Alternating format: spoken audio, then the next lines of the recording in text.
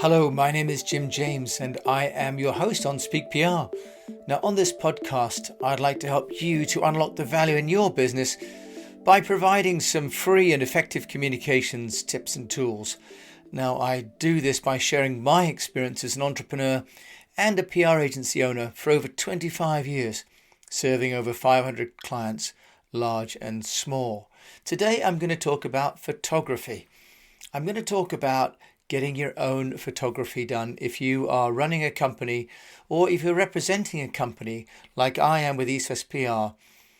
This is something that, amazingly enough, many people don't invest in. And yet it's crucial, partly because if we take an old saying from Vidal Sassoon's advertising, if you don't look good, they don't look good. Now, what I mean by that, of course, is that if you're representing the company, don't have great headshots and don't appear in a well-presented photograph, it's saying something about the company that you represent or that you own. So why don't people invest some time and money in getting proper professional photographs done? Well, there are a few reasons, I think, in my experience over the years. One is to do with cost. People think that it's going to be expensive. But actually, to get good photographs done, it can take half a day and could be, even as little as £200 up to you can spend £1,000 or more, depending on the location, the maturity of your photographer. But even just a basic entry-level press photographer might only cost you £200 to £300 to get you one or two great shots. So don't let money be a barrier to getting great headshots. Second one I found is people are worried about how long it can take. And that, of course, it can be an issue, but scheduling time away from the business, of course, isn't always easy. But if we can't get half a day away from the company during the weekday, we can often find a photographer willing to work on the weekends. In terms of the time it takes to, for example, get to a studio, that could be offset if the photographer is willing to come to you, to your office, to your home. Now, obviously, it can cost a little bit more time and money if the photographer comes to our own venue, but it saves time as well. Now, today I drove off to see the photographer that I work with, Marcus Ahmad, from the Bristol photography studio. And my shoot only took 2 hours today because I went to Bristol, I went to his studio. And I did that because I know, having done more than one photo shoot in my time, that photographers have a huge amount of equipment with them. Professional photographers will have lighting, they'll have canopies, they'll have light reflectors, they'll have light meters and monitors, and multiple lenses too. So if you want to really get the most out of a photographer, my recommendation is to go to their studio because they have the space set up with, for example, backgrounds, furniture, props and so on that by and large we don't have lying around our house. It also kind of helps to get you in the mindset. If you go to a studio, you feel like, wow, I'm in a studio, this is pretty cool. Now, another reason I think that companies don't invest in professional photography is they think they can do it themselves. So they think, oh, well, I've got an iPhone, I can do it. Or my child has got a DSLR, I can do it myself. But having spent a couple of hours with Marcus on this shoot, and also we did a full half-day shoot previously with video as well, it's an expert craft taking a great photograph. There are many fine adjustments in a camera to do with the aperture of the lens, to do with the amount of light, to do with which aspects of the subject they focus on, whether it's the eyes or the nose or the hair. So it's not just about having a point and shoot camera. It's about the expertise in the eye of the camera person. So thinking that we can do it ourselves, we might have some of the tools, but having an expensive camera does not make us necessarily an expert photographer.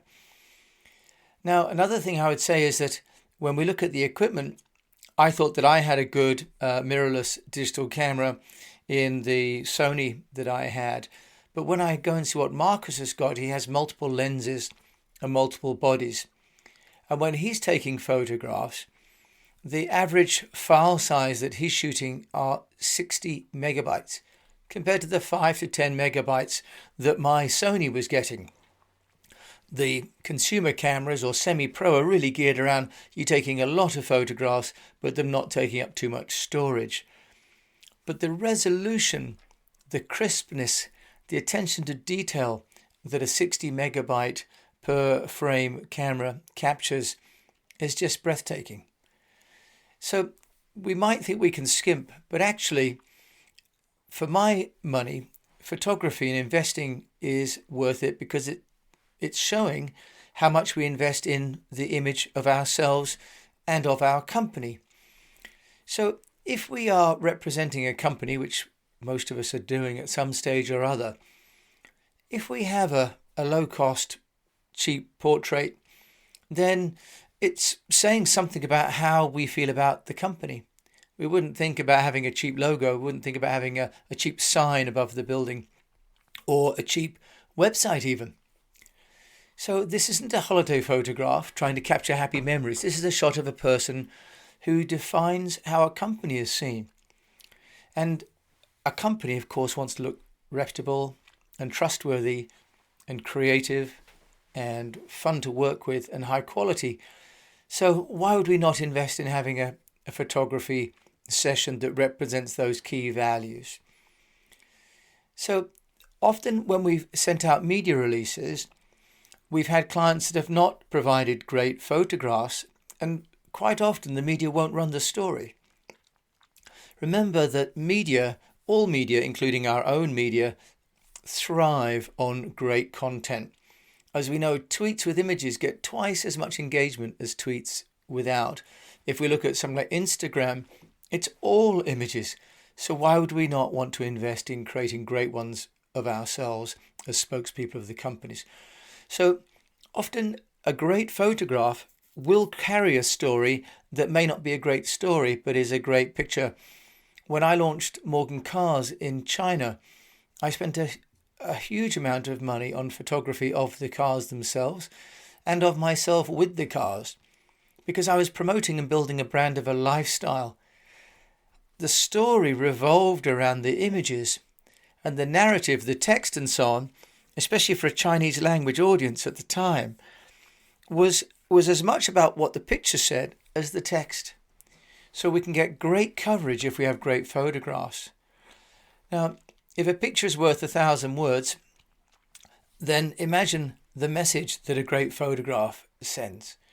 So we can say whatever we like about ourselves, but if then we turn up in the photograph looking dishevelled, disorganized, and maybe a little bit late to the shoot, then it's sending a message that says that our individual personality, but possibly our company, is not on message. Now, whatever impact you're trying to create, great images will certainly help. But now Marcus likes to suggest that, and I think it's a great idea, that there are two different sort of strategies here. One is about branding. And in branding, Marcus says that's when someone is doing something. And the second is a headshot, which is showing someone. So a branding photography is taking pictures of an individual doing something, for example, like a celebrity chef or a mechanic or a plumber or an architect. And a headshot is just showing that individual that's separated from the work itself. Now, perhaps having convinced you of the merits of actually looking at hiring somebody, I'd like to give you some tips that I've had from my own photography over 25 years and working with great photographers like Marcus. First of all, let's look at location. I personally recommend going to the studio because the photographer then will have locations in and around the studio for where they want to do outside work. For example, today when I went to Marcus's studio, he has growing in a nearby area some bamboo. And as my company is called East West Public Relations and I started the business in Singapore, he chose this location with the backdrop. which looks great. Another friend of mine just told me that they borrowed a couple of cars from the neighbours so that they could have in the picture behind them a couple of Land Rovers. So think about the location. Second is going to be looking at your clothing. What are you going to wear? Now, I personally always take a range of different clothes. So take something dark, something light, something formal, something casual, something to go underneath and something to go on top. Can you take accessories, for example, pocket squares or jewellery or sunglasses or hats? So clothing, and take a selection of those, because then you can mix and match a little bit. Another aspect is personal grooming.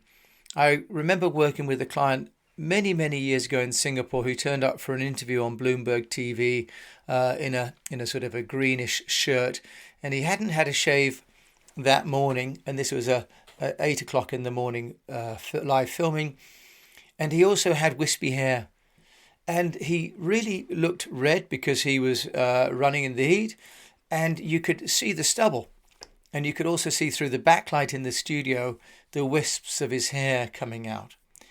So for men, let's be serious about it. Most of us have got either some hair, not enough hair like me on top, or too much hair coming out of the wrong places like me out of my ears.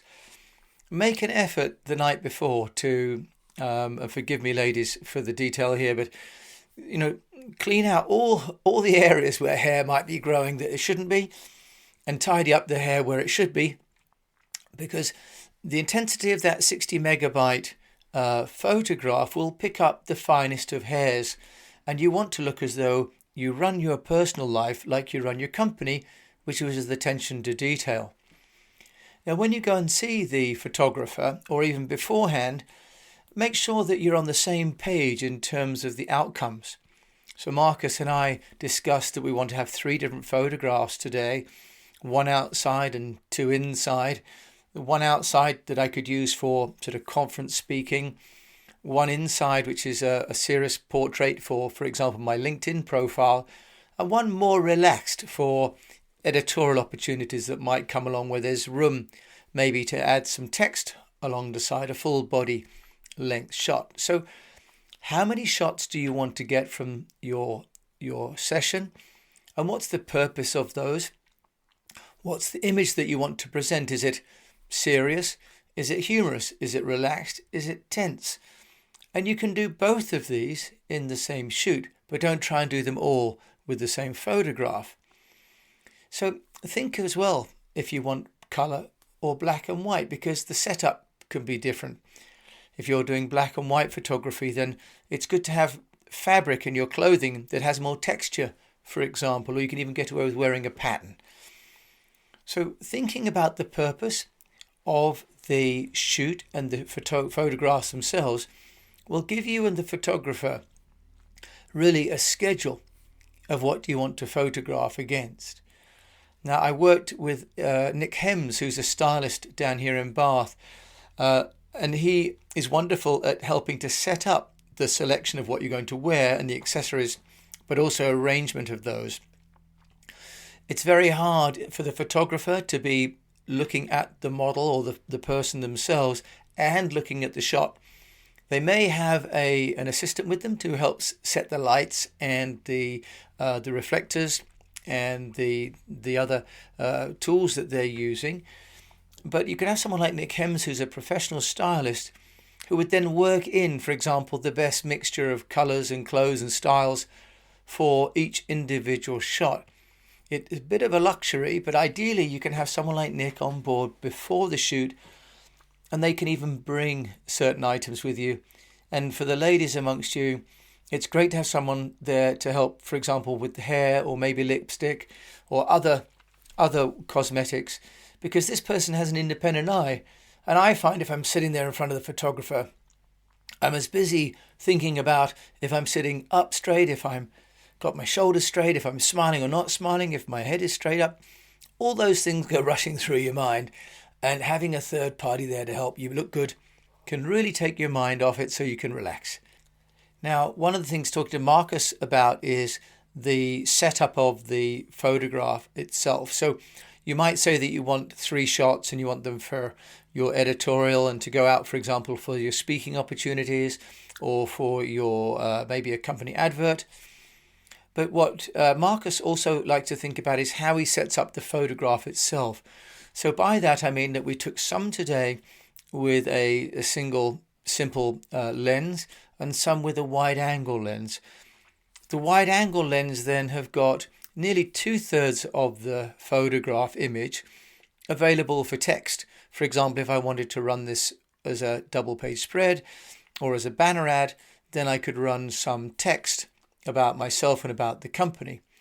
So thinking about how the shoot will go is important, because that means that when we get the photographs back, we've got all of the different usage already planned. Instagram only wants a square, for example.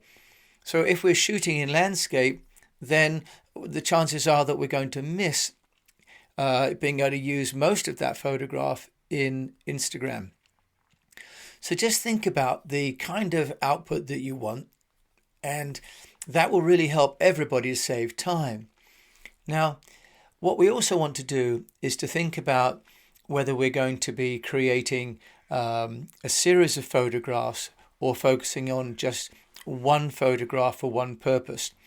Today, Marcus and I wanted to shoot 3 different kinds of photographs in one shoot. It was quite ambitious, but because we've worked before together and he had an assistant and I went to his studio and I took my props, we were able to move quite quickly through the photographs, about 35 to 45 minutes per photograph, including setup. But if it's your first photograph and you haven't got a good headshot yet, go to the photographer asking just for the one. We can take literally 30, 40, 50 photographs before we get the one that we're happy with. The main thing is, it's better to have a professional photograph. It may or may not be perfect, but it'll be better than an iPhone or a personal selfie. And as we're going out to represent our companies, we really want to put our best face forward, not just for ourselves, but for our staff and for our partners, and especially for all of our customers. So that's a little bit of a roundup about personal branding and personal photography for those of us that are representing our companies or our organizations. I've just taken more photographs today with Marcus Ahmad in Bristol. It's a pleasurable experience. It's a little bit special, something out of the office, and I really recommend you to get in touch with a photographer or with me if you'd like an introduction to Marcus. So on that note, I'd like to say thank you so much for listening to this episode of Speak PR. My name is Jim James, and if you're interested in other tools and tips and technologies for public relations, please visit our website at eastwestpr.com. We have a 5-stage methodology called Speak PR, and that's all detailed and listed on the site with free downloads of tools and templates that you can use. In the meantime, I wish you the best of health, a profitable business, and that you keep on communicating.